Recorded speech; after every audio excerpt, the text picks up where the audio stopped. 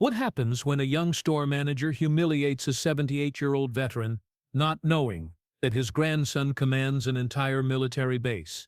This story will restore your faith in justice. It was a quiet Tuesday morning at Henderson's hardware store in Cedar Falls, Iowa, when retired Master Sergeant William Bill Henderson shuffled through the automatic doors. At 78 years old, Bill moved slower than he used to, his left leg still carrying shrapnel from Vietnam, his back bent from decades of carrying heavy equipment across foreign battlefields. But his eyes, those sharp blue eyes, still held the same intensity that had earned him 3 Purple Hearts and the respect of every soldier who'd served under him. Bill had been coming to this hardware store for 15 years, ever since he'd moved to Cedar Falls to be closer to his daughter Sarah and his grandson Michael. It was his Tuesday routine: coffee at the diner, a walk through the hardware store to see what was new, maybe pick up a few things for the small projects he still managed around his apartment. The store had always been a friendly place, family-owned, where the staff knew his name and his story. But that was before the new management. 3 months ago, the original owner had sold to a corporate chain, and everything changed. The familiar faces were replaced with young employees who looked through him like he was invisible. The friendly atmosphere was replaced with aggressive sales tactics and impatient sighs when he took too long to count his money or asked about a product. This morning was different, though. This morning, Bill had a specific mission. His neighbor, Mrs. Chen, was 82 and lived alone. Her back porch light had burned out, and she was too frightened to change it herself in the dark. Bill had promised to help her, but he needed a new bulb and a small step ladder that could fit through her narrow doorway. It seemed simple enough. He made his way to the lighting section, his worn Vietnam veteran cap sitting proudly on his gray head, his old field jacket clean but faded from years of wear. The name tag on his chest read W. Henderson in faded letters, but few people bothered to read it anymore. That's when he encountered Derek Morrison. Derek was 26, fresh out of business school, and had been hired as the new floor manager 6 weeks ago. He saw the hardware store as his stepping stone to bigger things. District manager, regional supervisor, maybe even corporate headquarters. In his mind, customers fell into 2 categories: profitable and unprofitable, and elderly customers who moved slowly, asked too many questions, and bought small items definitely fell into the latter category. Derek was restocking light fixtures when he noticed the old man standing in the aisle, looking confused. He watched Bill pick up different bulbs, squinting at the packages, trying to read the fine print. Derek rolled his eyes. Another old-timer who couldn't figure out basic shopping. "Can I help you with something?" Derek asked, his tone already impatient. Bill looked up with a grateful smile. "Yes, thank you. I'm looking for a 60-watt bulb for a porch light, and maybe a small step ladder. Nothing fancy, just something to help my neighbor." Derek glanced at the bulb in Bill's hand. "That's a 40-watt. You said you wanted 60?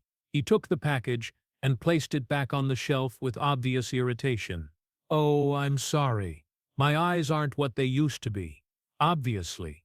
Derek grabbed a different package and thrust it toward Bill. "This is what you want. Anything else?" Bill's smile faded slightly, but he remained polite. "Yes, the step ladder. Something small. Maybe 2 or 3 steps?" Derek sighed loudly. "Ladders are in aisle 7. The small ones are on the bottom shelf in the back. Could you show me?" "I'm not sure I'll be able to."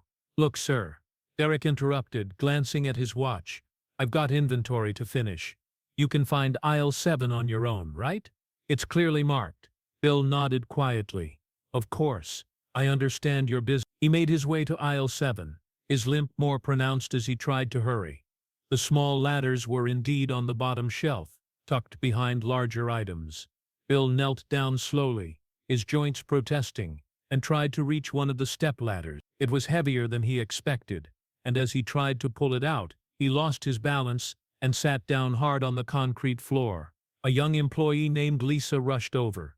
"Sir, are you okay? Here, let me help you up." But Derek appeared before she could assist. "What happened here?" "He was trying to get a ladder and fell," Lisa explained, reaching out to help Bill. "Don't," Derek said sharply to Lisa. "If he's injured, we could be liable." "Sir, are you hurt?" Bill was struggling to get up, his face red with embarrassment. "I'm fine, just lost my balance." "Are you sure? Because if you're injured, you'll need to file an incident report, and we'll have to call an ambulance. That's company policy." I said I'm fine. Bill finally managed to stand with Lisa's discreet help. "I just need the ladder." Derek crossed his arm. "I think maybe you should consider shopping somewhere more suited to your limitations. We carry professional-grade equipment here. Maybe try the dollar store down the street." The words hit Bill like a physical blow. In 53 years of military service through 3 wars and countless deployments, he'd never been spoken to with such disrespect. But he'd also learned discipline, learned to control his temper, learned that some battles weren't worth fighting. "I understand," he said quietly. "I'll find what I need elsewhere." But Derek wasn't finished. As Bill started to walk away, Derek called after him loud enough for other customers to hear. "And next time, maybe bring someone younger to help you shop. This isn't a daycare center for senior citizens." Several customers turned to stare. Bill's face burned with humiliation, but he kept walking. He'd learned long ago that dignity meant knowing when to withdraw, even when every instinct told you to stand and fight. He made it to his car before the anger really hit him. Not anger at Derek. He'd encountered plenty of Derek Morrisons in his life. Anger at himself for being old, for being slow, for needing help with things that used to be simple. Anger at a world that seemed to have no place for people like him anymore. But Bill Henderson hadn't survived 3 wars by giving up easily. He had a promise to keep to Mrs. Chen, and he was going to keep it. What Derek Morrison didn't know was that the old man he'd just humiliated had a family that took care of their own. And what he really didn't know was that Bill's grandson Michael wasn't just any soldier. He was Lieutenant Colonel Michael Henderson, commanding officer of the 1st Infantry Division at Fort Riley, Kansas. Bill drove home in silence, but he couldn't shake Derek's word. When he got to his apartment, he sat in his favorite chair and stared at the photographs on his mantel, pictures of him in uniform, pictures with his units, pictures of the men he'd served with. Many of them were gone now, but the brotherhood remained. He picked up his phone and dialed a familiar number. "Grandpa Bill." Michael's voice was warm and immediate. "How are you doing?" "I'm fine, son. How are things at Fort Riley?" "Busy as always. We've got joint exercises starting next week." "What's going on?" "You sound different." Bill hesitated. He didn't want to be the complaining old man, but something in his grandson's voice, the same tone he'd used to comfort scared young soldiers, made him open up. "Just had a rough morning at the hardware store. New management. Young fellow made it pretty clear that my business wasn't wanted." Michael's voice changed immediately. "What happened?" Bill told him the story, downplaying Derek's rudeness but unable to hide the hurt in his voice. When he finished, there was silence on the other end of the line. "Grandpa, what's the name of this store?" "Henderson's Hardware." "Ironic, isn't it? Same name as ours." "And the manager's name?" "Derek something. Morrison, I think." "I'll be there tomorrow." "Son, you don't need to." "Grandpa, you taught me that respect isn't optional. You taught me that experience deserves honor. And you taught me that family takes care of family. I'll see you tomorrow." Michael hung up and immediately called his adjutant. "Cancel my meetings for tomorrow. I need to make a trip to Cedar Falls." "Sir, we have the brigade commander's conference. Reschedule it. And get me the phone numbers for the corporate headquarters of Henderson's Hardware chain. I want to know who owns this company." Lieutenant Colonel Michael Henderson had inherited more than his grandfather's name. He'd inherited his sense of justice and his protective instinct. But unlike his grandfather, Michael had resources that went far beyond what Derek Morrison could imagine. The next morning, Derek Morrison arrived at Henderson's Hardware in his usual good mood. He'd gotten a commendation email from his district manager about improved sales efficiency, and he was feeling confident about his upward trajectory in the company. He was unlocking the front door when he noticed the convoy. 3 black SUVs were parked across the street. Military. As Derek watched, uniformed personnel began stepping out of the vehicles. Not local National Guard, these were clearly active duty, clearly serious, and clearly focused on his store. Derek's first thought was terrorism. His second thought was evacuation procedures. His third thought was that maybe he should call his district manager. But before he could do anything, a tall man in dress uniform approached the store. Lieutenant Colonel Michael Henderson looked exactly like what he was, a career military officer who commanded respect through presence rather than volume. His uniform was immaculate, his bearing confident, his expression unreadable. "Are you Derek Morrison?" he asked, as Derek unlocked the door. "Why, yes. Can I help you? I'm Lieutenant Colonel Henderson. I'd like to speak with you about my grandfather." Derek's mind raced. Henderson, the same name as the store. Your grandfather, Bill Henderson, 78 years old, Vietnam veteran. He was in your store yesterday morning. The pieces began falling into place, and Derek felt his stomach drop. Oh, there must be some misunderstanding."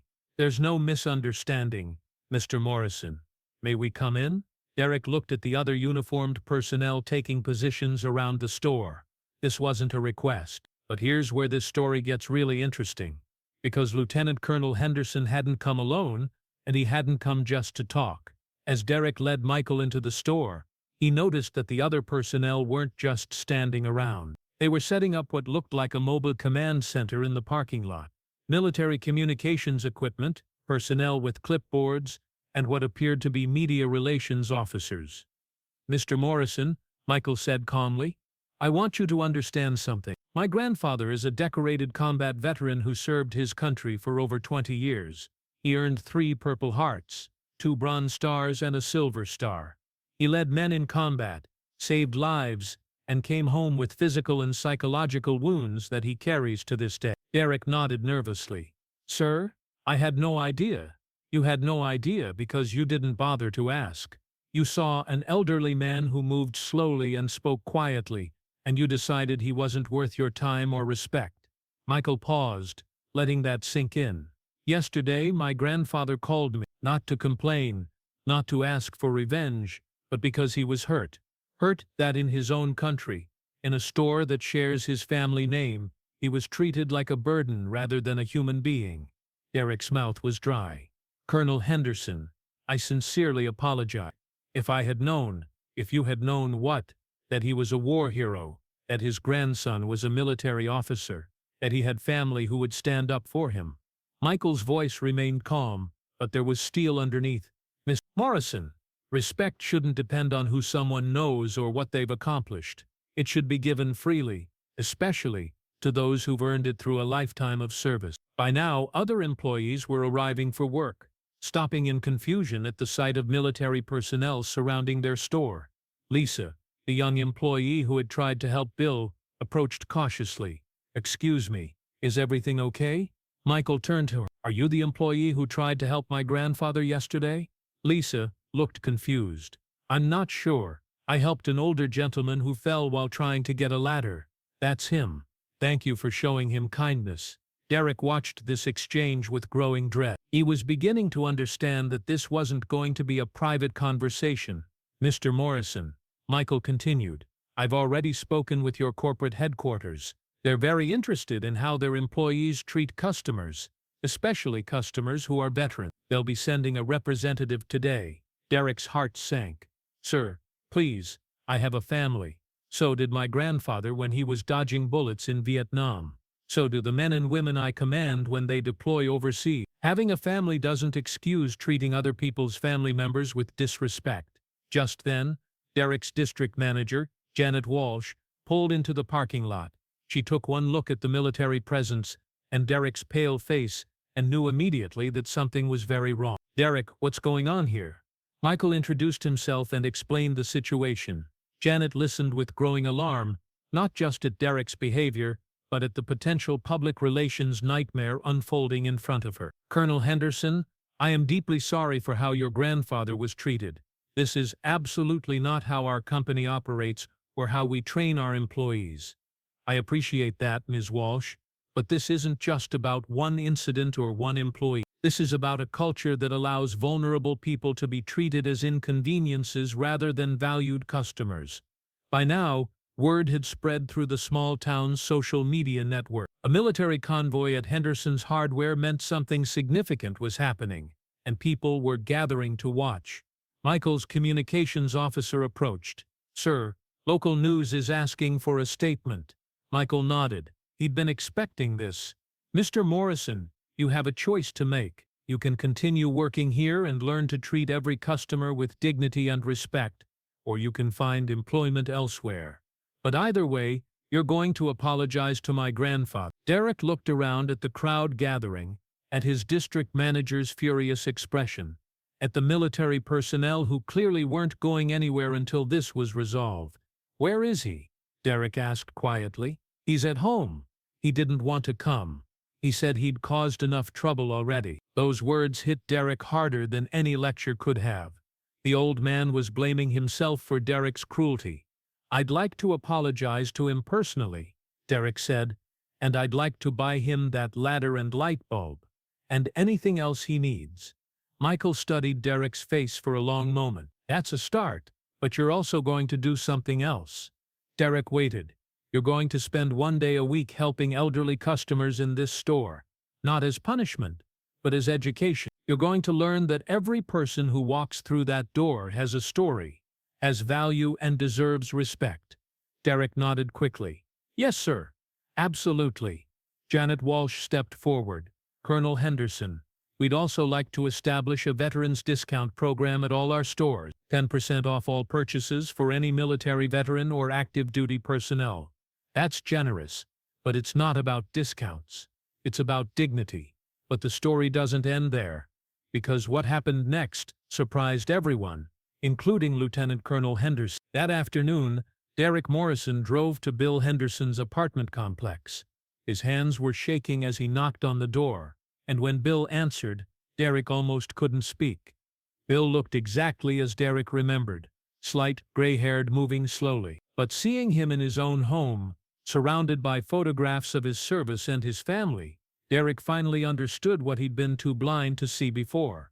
"Mr. Henderson, I came to apologize." Bill invited him in, offered him coffee, and listened quietly as Derek explained what had happened that morning. When Derek finished, Bill was quiet for a long moment.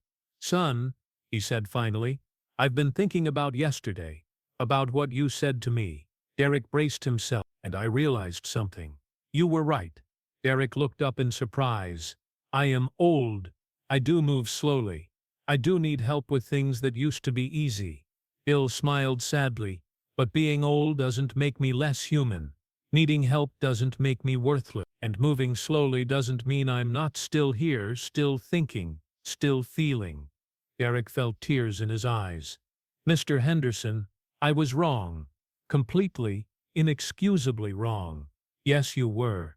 But being wrong isn't the same as being evil, and being young isn't the same as being bad." Bill stood up slowly and walked to his mantel. He picked up a photograph of himself in uniform, much younger, standing with a group of soldiers. "You see this picture? I was about your age when it was taken. Thought I knew everything. Thought respect had to be earned through strength, through loudness, through being important." He set the picture down and looked at Derek. "It took me years to learn that real strength is helping someone who's weaker than you. Real importance is making other people feel valued. And real respect is something you give freely, not something you withhold until someone proves they deserve it." Derek wiped his eyes.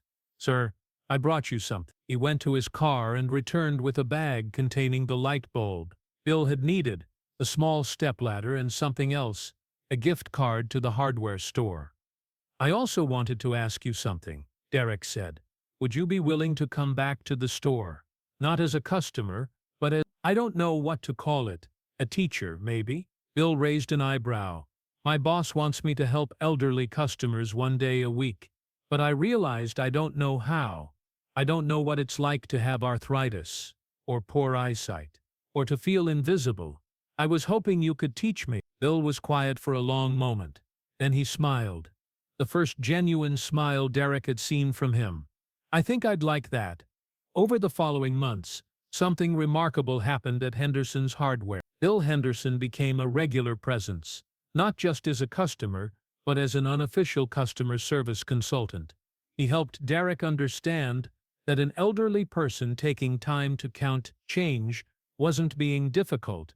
They were being careful with fixed income. He explained that someone asking detailed questions about a product wasn't being annoying.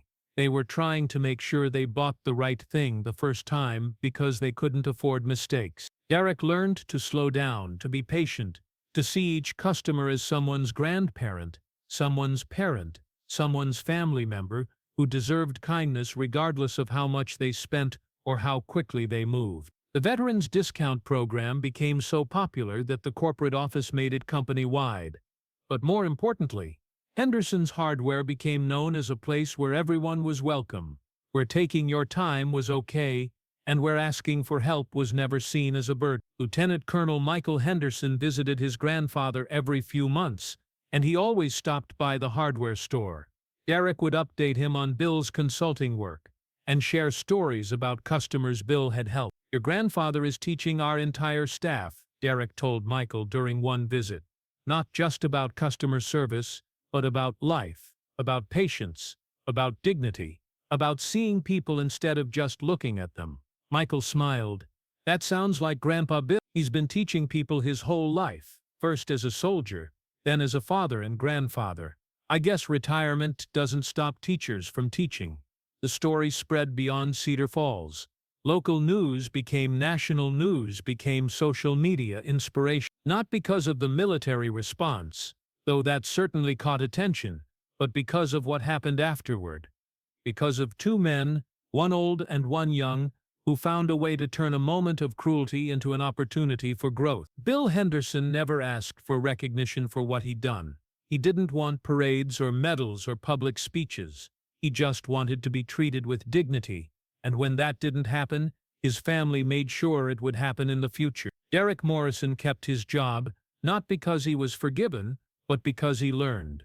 He became one of the store's most valued employees, not because he was the most efficient, but because he was the most compassionate. And every Tuesday morning, Bill Henderson still shuffled through the automatic doors of Henderson's Hardware. But now, instead of being ignored or dismissed, he was greeted by name, offered assistance without being made to feel helpless, and treated like what he was: a valued customer, a respected veteran, and a human being worthy of dignity. The real victory in this story wasn't in the confrontation or the consequence. It was in the transformation of a young man who learned to see past his own assumptions, of a store that became a model for inclusive customer service, and of a community that remembered why respect for elders isn't just polite, it's essential. Because Derek Morrison was right about one thing: Bill Henderson was old, but he was wrong about what that meant.